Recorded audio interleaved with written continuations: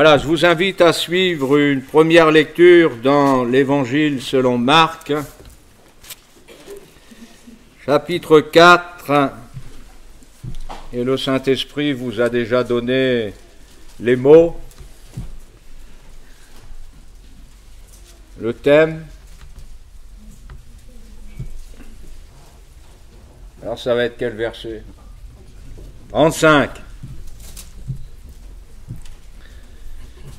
Chapitre 4 de l'Évangile selon Marc, verset 35. Ce même jour, sur le soir, Jésus leur dit, « Passons sur l'autre bord. » Après avoir envoyé la foule, ils l'emmenèrent dans la barque où il se trouvait. Il y avait aussi d'autres barques avec lui.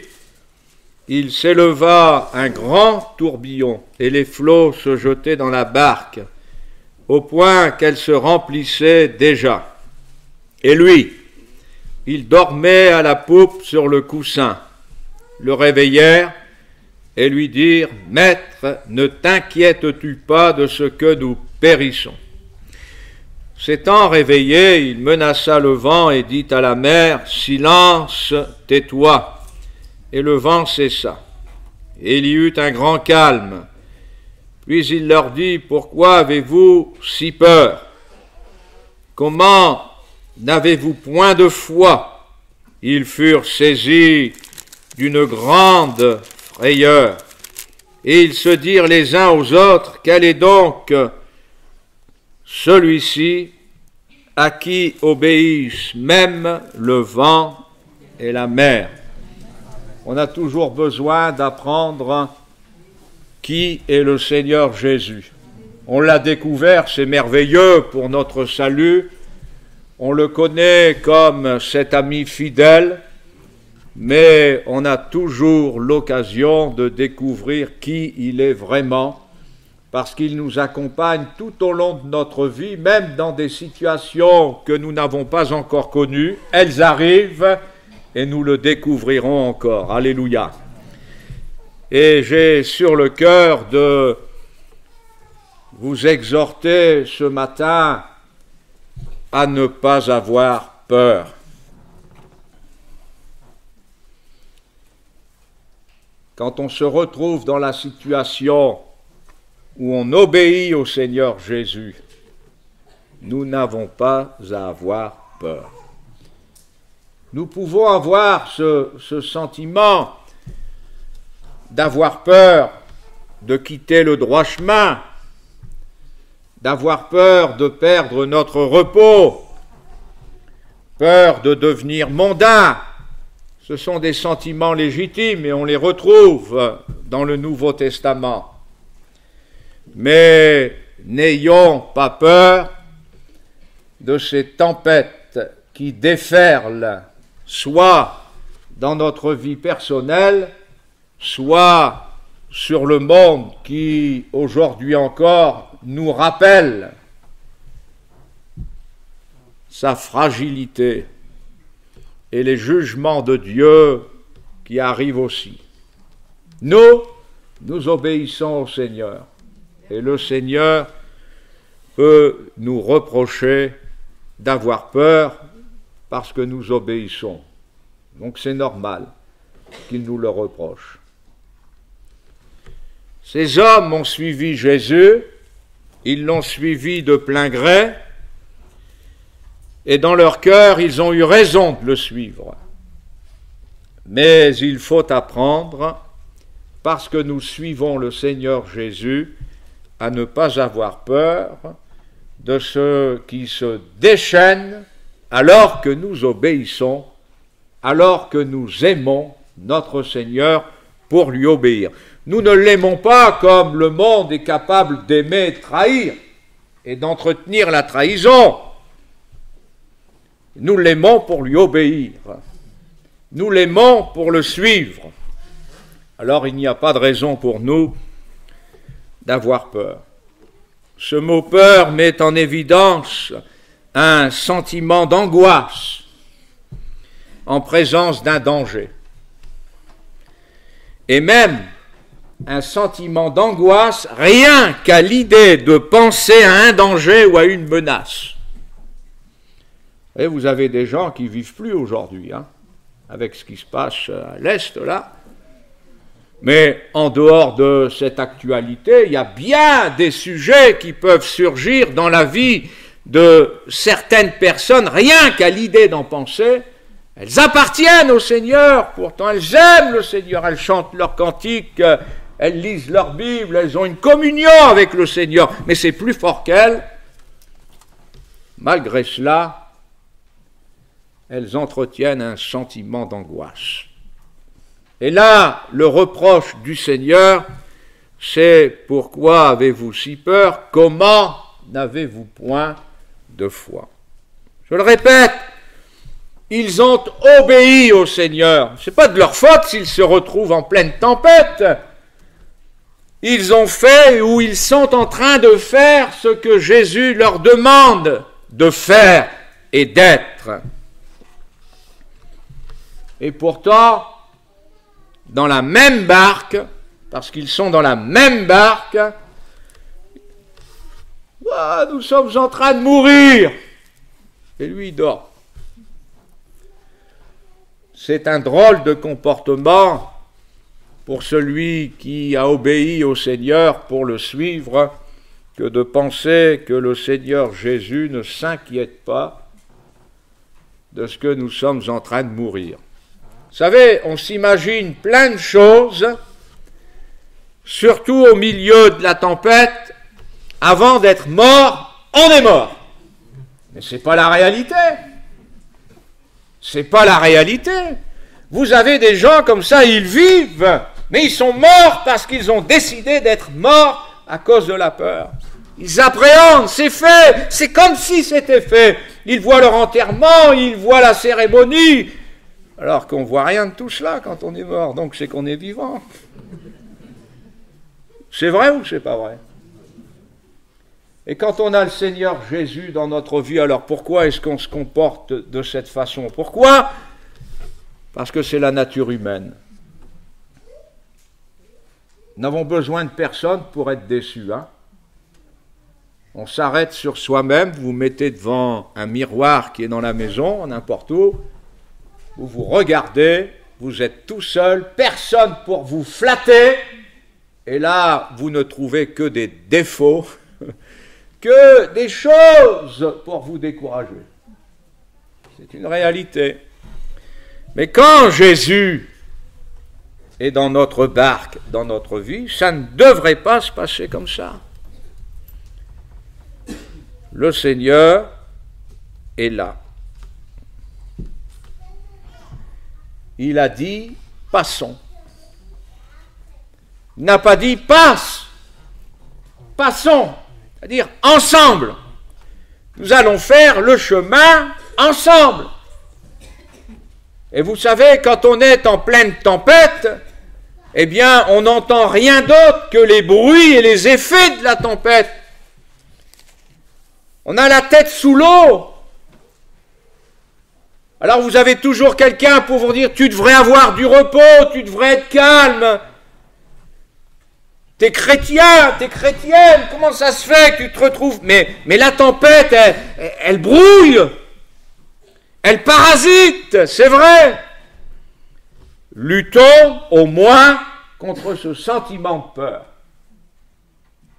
Parce que nous, enfants de Dieu, nous n'avons aucune raison d'avoir peur quand nous passons ensemble par des moments terribles, où on a la tête sous l'eau, la tête dans le vent, c'est pareil.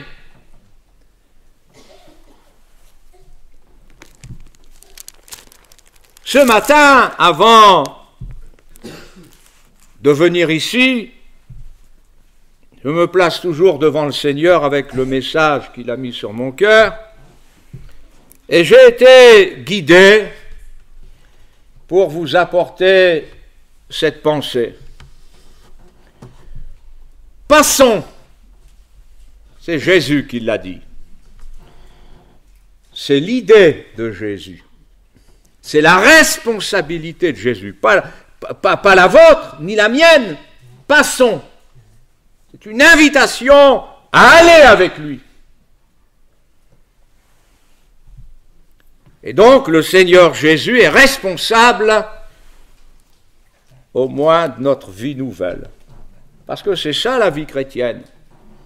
Dans l'Ancien Testament, nous avons au psaume 121 ce merveilleux verset, je ne cesse jamais de ne plus y penser, je l'ai toujours à cœur. Il te gardera du départ jusqu'à ton arrivée. Psaume 121, verset 8. Le départ, c'est la sortie. Ce mot départ existe en hébreu parce que nous sommes sortis. Sortis de quoi? De l'Égypte. Sortis des liens du péché, d'une vie sans Dieu, sans Jésus.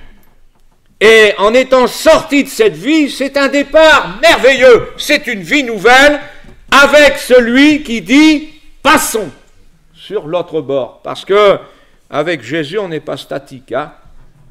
Quand on est un enfant du Seigneur, quand on est sauvé, on est entré dans une marche. Et notre marche s'arrêtera lorsque nous serons avec lui dans l'éternité. Lorsque nous quitterons cette terre, soit parce que Jésus nous aura enlevés, soit parce que notre service aura pris fin et nous serons recueillis dans ce paradis en attendant la résurrection des morts en Christ. Et donc, nous avons l'exemple de ce peuple qui appartient ou qui aurait dû appartenir au Seigneur si ce peuple avait obéi jusqu'au bout. Dans le livre de l'Exode, nous avons ce peuple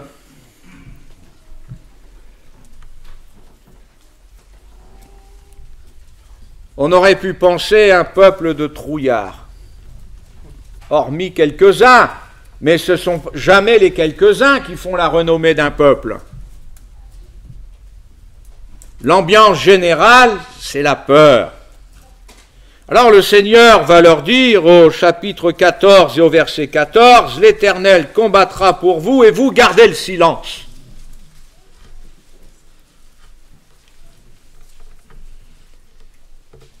Le Seigneur ne fait pas comme aux éléments déchaînés, « Tais-toi !» et ils se taisent. Mais c'est comme ça notre nature. Le Seigneur arrive à faire taire les vagues, le vent, mais l'un de ses enfants, impossible. Il y a notre nature qui est là, qui tient ferme. Et le Seigneur a beau nous dire, l'Éternel combattra pour vous et vous gardez le silence. Littéralement en hébreu, gardez le silence, c'est soyez sourds et muets. Alors là, c'est pas gagné, hein.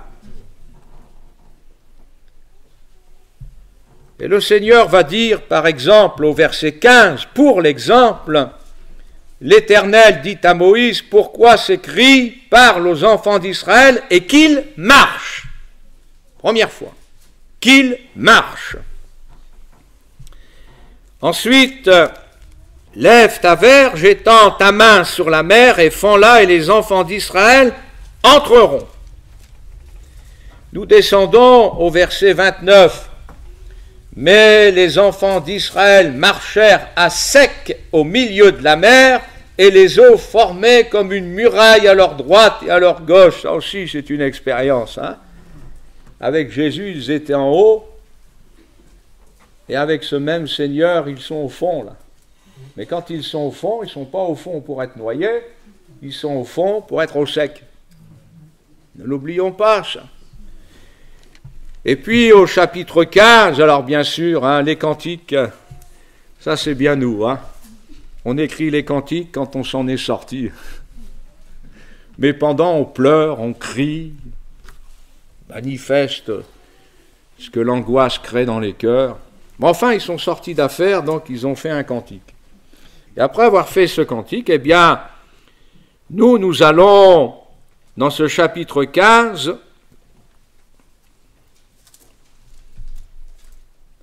Verset 16, « La crainte et la frayeur les surprendront par la grandeur de ton bras.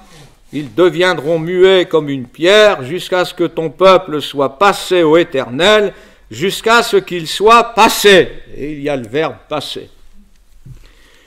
Mais remarquons encore une fois, pour faire un constat, et ça nous concerne, c'est que le Seigneur aurait bien voulu être écouté quand il dit « Gardez le silence, vous allez voir comment ça va se passer ». Et puis ce peuple qui est là et qui dit « La crainte et la frayeur les surprendront ». C'est eux qui ont peur. Non, c'est pas comme ça. C'est toujours après qu'ils font des cantiques pareils. Comprenez ce que je veux dire, hein? C'est avant qu'il aurait fallu avoir cet état d'esprit. Oui, oui, Seigneur, tu peux compter sur moi, je te fais confiance, tiens, je vais faire un cantique. Ah, la peur pour eux, non, non, ça ne marche pas pendant la tempête, c'est après. C'est après. Seulement, j'ai voulu vous lire ces 3 passages dans ces 2 chapitres, parce que la première fois que le Seigneur leur demande de se mettre en marche, il utilise un mot pour leur dire « obéissez ». Obéissez. C'est le mot de se mettre en route par obéissance. Tout ce que le Seigneur demande. Comme Jésus, quand il a dit « passons sur l'autre bord ». Et puis au verset 29, quand le Saint-Esprit emploie le verbe marcher, les enfants d'Israël marchèrent, eh bien, c'est après avoir obéi, alors ils se sont mis à marcher comme un voyageur étranger sur la terre. Vous voyez, le premier, c'est se mettre en marche par obéissance. Je fais confiance, Seigneur, oui. Et on l'a lu ce matin, me semble-t-il, quand Jésus les a appelés, suivez-moi, ils ont suivi. Voilà, cet acte d'obéissance et de foi. Et puis ensuite, il aura fallu qu'ils apprennent à marcher en tant que ceux qui suivent le Seigneur Jésus comme étant des étrangers et voyageurs sur la terre. Ça veut dire, ici, tu n'es pas chez toi. Aucun enfant de Dieu digne de ce nom ne se sent chez lui sur la terre. Depuis que nous avons rencontré Jésus, nous sommes étrangers et voyageurs sur la terre. Quelqu'un m'a posé une question hier en me disant « Mais vous n'êtes pas propriétaire, vous n'avez pas de maison. Il y a des pasteurs qui ont leur maison. » J'ai dit « Non. Non, parce que je ne me sens pas propriétaire en bas. Au ciel, j'en aurais une. Je suis même capable de la réclamer. Une petite, hein, je ne suis pas... Mais en bas, j'aurais eu l'impression de me lier à la terre, me lier aux choses, je vais être libre. Je suis de passage. Voilà. C'était bien tombé, cette question, mais c'était comme ça. Ils marchèrent à sec au milieu de la mer, étrangers et voyageurs sur la terre. Hein, c'est Pierre qui dit ça. Hein. Mais avant que Pierre dise cela, il a fallu qu'il passe sur l'autre bord, hein, qu'il obéisse avec sa foi, mais que sa foi continue à faire de lui un homme pour faire confiance au Seigneur Jésus. Et puis, quand ce peuple écrit ce cantique, jusqu'à ce que ton peuple soit passé, jusqu'à ce qu'il soit passé, par 2 fois on retrouve ce même mot, qui est une 3e étape. Ce mot veut dire traverser et arriver de l'autre côté. Traverser pour être enfin de l'autre côté. Hein, il fallait la traverser, cette mer. Il fallait traverser parce que c'était quand même quelque chose d'impressionnant quand même, frères et sœurs. Vous imaginez, vous, au milieu d'une mer quelconque, et de chaque côté de vous, vous avez des parois mais des parois qui existent. Et il faut passer au milieu. Il y a de la hauteur. Mais c'est le Seigneur qui a dit « étends ta main, passons de l'autre bord ». Eh bien, on y va. À partir du moment où je suis avec le Seigneur, eh bien, j'ai le droit de ne pas laisser l'angoisse être dans ma vie. Évidemment, aujourd'hui, dans nos églises, enfin dans les églises, parce que la nôtre n'est pas concernée, alors vous avez des psychologues. J'ai même appris que dans une église, il y avait une aide psychologique chrétienne dans son église, à ce titre, elle a son bureau. Mais quand vous entrez dans le bureau pour avoir de l'aide psychologique, il ne faut pas oublier le billet de 20 €. Non mais on en est arrivé, frères et sœurs, à des situations mais blasphémantes pour notre Seigneur. Mais blasphémantes. Mais je ne veux pas de cette vie. Moi je veux être avec celui à qui le vent et la mer obéissent. Je veux être avec celui qui m'a dit « Allons-y, viens, suis-moi !» Je l'ai suivi. Et ce sentiment d'angoisse, je lui dis « Non !» Il n'a rien à faire chez moi. Il n'a rien à faire dans mon cœur, dans mes pensées. Au nom de Jésus, que je suis, que j'aime, et quel plaisir de lui obéir. Montrons-le, frères et sœurs. Montrons-le. Venez avec moi au psaume 21. Au psaume 27, pardon. Je crois qu'il y a quelqu'un qui a fait ouf. Psaume 27. L'Éternel est ma lumière, verset 1er, mon salut, de qui aurais-je crainte? L'Éternel est le soutien de ma vie, de qui aurais-je peur? Voilà, je m'arrête là. J'aurais pu lire comme ce matin, ça a été lu. Il est le soutien. Ça veut dire que sans lui, j'ai pas la force requise. C'est vrai. C'est pour ça que le Seigneur dit, passons. On est ensemble. Tu n'es pas tout seul. Ne l'oublions pas, frères et sœurs. Il est le vrai soutien, le seul soutien valable. Vous savez, vous pouvez avoir des amis, même dans votre propre assemblée, eh bien, vous risquez d'être déçus par certains soutiens. Parce que ne donnons jamais priorité sous prétexte de la communion fraternelle à un soutien humain fraternel. C'est bien de pleurer avec ceux qui pleurent, souffrir avec ceux qui souffrent. Mais le soutien, c'est le Seigneur Jésus. Il est une force à long terme, une force d'avenir, une force qui réconforte et qui illumine les yeux de notre cœur. C'est une force qui nous pénètre et qui pénètre jusque dans l'âme.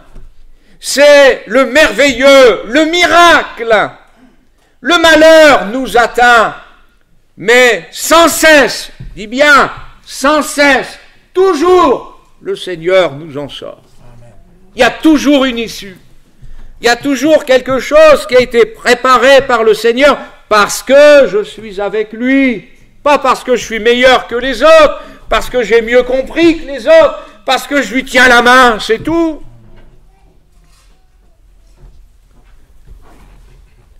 Parfois, je pense, et je me rappelle, je ne voudrais pas revenir en arrière quand on a eu 20 ans, 30 ans, 15, voilà, bref, j'arrête là. Mais je repense à ces premiers mois de conversion, et je témoignais partout, le Seigneur m'a sorti de la boue du péché, de la violence, des choses que je ne pourrais pas nommer même, bien sûr, j'ai plus envie de parler de ces choses, mais de parler de la grandeur de Jésus, c'est merveilleux. Et je me retrouvais avec des gens en leur disant, Jésus est vivant, Jésus est puissant, explique-nous, dis-nous, je sais pas expliquer, mais venez avec moi. Là où je vais à l'église, il y a un prédicateur, lui il va tout vous expliquer. Moi je peux que vous dire que Jésus m'a changé. Et je me dis, si nous étions, chaque chrétien restait dans cette dimension, on aime Jésus, on a senti sa main nous sortir de la boue du péché, on n'a pas adhéré à une religion, de toute façon je n'étais pas éligible. On a rencontré celui qui nous a fait sentir la force de sa main, en même temps que la douceur de sa main, pour nous sortir de là où nous étions. Mais ça suffit pour toute une vie, ça. Ministère don ou pas, peu importe, enfant de Dieu, tout simplement, ça suffit pour toute une vie, ça. Il est là, il l'a fait. Le malheur n'a pas eu raison de notre vie. Le malheur n'a pas été prédominant dans notre vie. Vous savez, relisez ces chapitres 14 et 15 de l'Exode chez vous, et vous vous apercevrez que le Seigneur leur a dit, « Regardez derrière vous !» C'est autre chose que de regarder dans ses pensées, de se sentir mourir. Et qu'est-ce qu'ils ont vu quand ils pouvaient regarder derrière eux? Ils ont vu la mer se refermer, les Égyptiens avec leurs chars, avec leurs tanks et tout, là. Vous voyez, au fond de la mer, eux, ils sont morts. Mais ils pleuraient encore. Il a fallu qu'ils soient arrivés au sec, de l'autre côté. Et ils ont dit, le Seigneur a fait des choses merveilleuses pour nous. On a un Seigneur qui est patient avec nous. Hein. Heureusement, pour vous comme pour moi. Hein. Je ne suis pas un donneur de leçons, mais je suis son prédicateur. Et ce que je vous prêche, eh bien, je me le prêche aussi. Faire confiance au Seigneur. Voilà pourquoi le psalmiste dit « Je voudrais habiter toute ma vie dans la maison de l'Éternel ». Ça veut dire, je voudrais être sous sa protection, dans sa présence, toute la vie, mais ça ne vaut pas le coup d'être ailleurs que dans la présence de Jésus. Et un Jésus qui dort sur la barque, mais on est tranquille. Ça veut dire qu'il est dans ma barque, dans ma maison. À quoi ça sert d'avoir mis ce beau tableau dans votre maison? J'ai déjà vu des tableaux, Christ est le chef de cette maison. Puis c'est la panique. Eux, ils avaient mieux que ce tableau, ils avaient Christ en personne dans leur barque. Ah oui, ils dormaient. Mais, frères et sœurs, je ne sais pas ce que vous en pensez, mais ça rassure de voir quelqu'un dormir. Non? Alors, je ne parle pas de celui... je ne parle pas du paresseux, là. On se comprend. Mais de voir quelqu'un qui est calme, apaisé au sein de la tempête, ou dans un monde comme le nôtre, de voir des personnes qui dorment.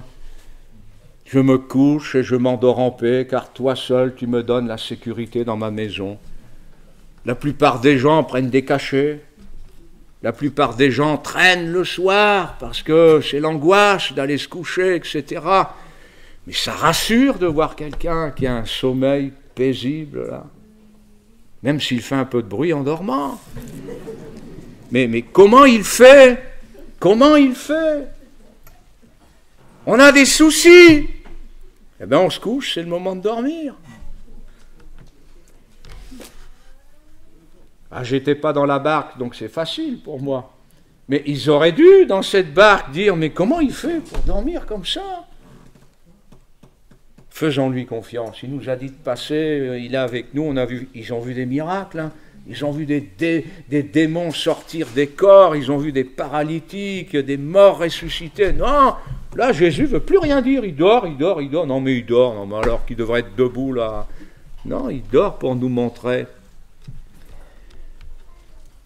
Encore la voix du Seigneur qui s'est adressée à eux de cette façon, comme elle s'est adressée aux Israélites, et vous, soyez sourds et muets. Laissez-moi faire. Alors je le répète, frères et sœurs, vous obéissez au Seigneur, vous lui appartenez, vous n'avez pas de raison d'avoir peur dans vos épreuves. Le Seigneur a quelque chose, quand il va se lever, ça va être quelque chose. Pour l'instant, essayez de l'imiter. Il est silencieux, alors restez silencieux. Et quand vous vous réjouirez, il se réjouira avec vous aussi. Vous aurez une onction particulière, qui est celle qui est sur le Fils de Dieu qui dort dans cette barque. Alors, je n'ai pas fini. Marc, chapitre 6.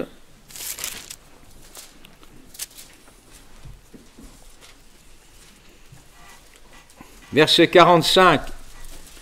Aussitôt après, il obligea ses disciples à monter dans la barque et à passer avant lui de l'autre côté vers Bethsaïda, pendant que lui-même renverrait la foule. Quand il l'eut renvoyé, il s'en alla sur la montagne pour prier.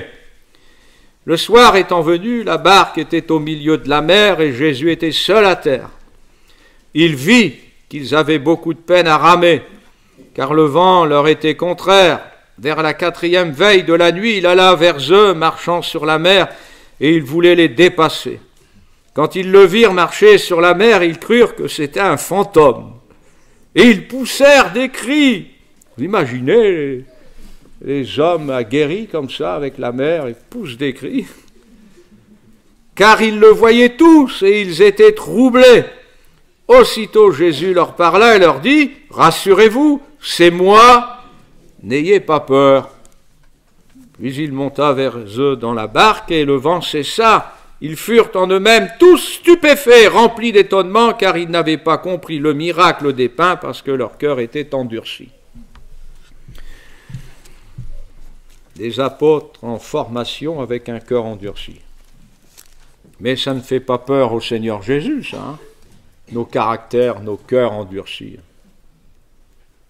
Jésus est là pour nous aider. Il est là pour nous former. Lui ne se décourage pas. Il y a une différence ici. Parce que là, Jésus ne leur dit pas « gens de peu de foi ». Jésus sait très bien ce qu'il fait. Et il nous connaît. Jésus dit « Rassurez-vous, c'est moi, n'ayez pas peur ». Ces hommes ont encore une fois obéi au Seigneur Jésus. Et il les a forcés à partir, il les obligea. Certainement que ces hommes qui étaient des pêcheurs, ils connaissaient la mer, ils connaissaient la météo pour l'appréhender à leur manière. Certainement qu'ils avaient des arguments pour dire au Seigneur Jésus, mais Seigneur, c'est pas tellement le moment, le soir comme ça, tu sais, il va... Allez-y! Il les a obligés à y aller. Et le Seigneur prend ses responsabilités. Il les oblige, il les laisse seuls. Là, il les a laissés seuls. On peut dire que dans leur témoignage, ils pouvaient dire « Il nous a laissés seuls », se sentir seuls. Vous avez éprouvé ce sentiment déjà dans votre vie avec le Seigneur? Quant à vous sentir seuls, seulement, quand le Seigneur nous laisse seuls, eh bien, il ne nous a pas abandonnés pour autant. Qu'est-ce qu'ils faisaient pendant qu'ils étaient seuls? Vous avez droit qu'à une réponse. Et ils priaient. Jésus, qui est notre intercesseur, il prie. Laissons Jésus prier.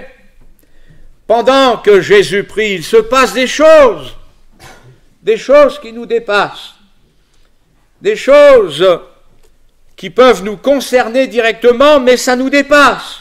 C'est le ministère de l'intercesseur qu'est notre Seigneur Jésus. Là encore, faisons-lui confiance. Alors Jésus va les rejoindre. Évidemment, pour les rejoindre, le Seigneur, il préfère marcher sur l'eau.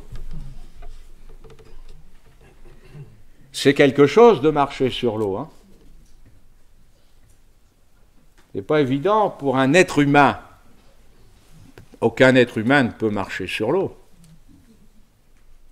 On est d'accord?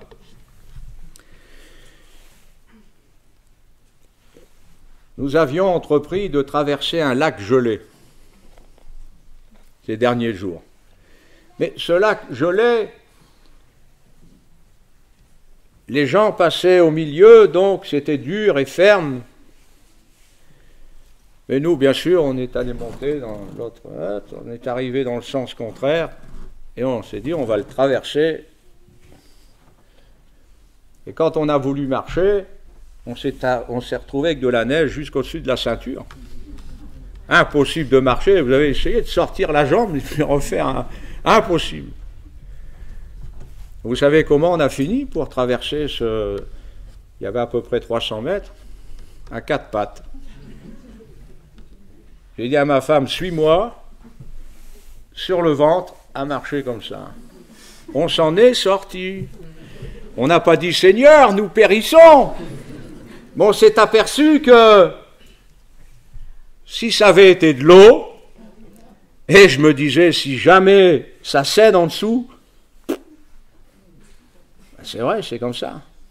Mais imaginez le Seigneur Jésus marcher sur les eaux en pleine tempête, comme ça. Moi, je regrette, mais ces hommes-là, moi, je ne me moque pas d'eux, même si c'était des hommes aguerris de la mer, ils ont cru voir un fantôme. Mais le Seigneur Jésus a compassion de nous. Évidemment, il y a des choses qui nous dépassent dans notre marche avec le Seigneur Jésus. C'est pire que de se retrouver à 4 pattes sur de la neige pour avancer, mais on ne sait pas comment on va faire, on s'enfonce. Mais comment...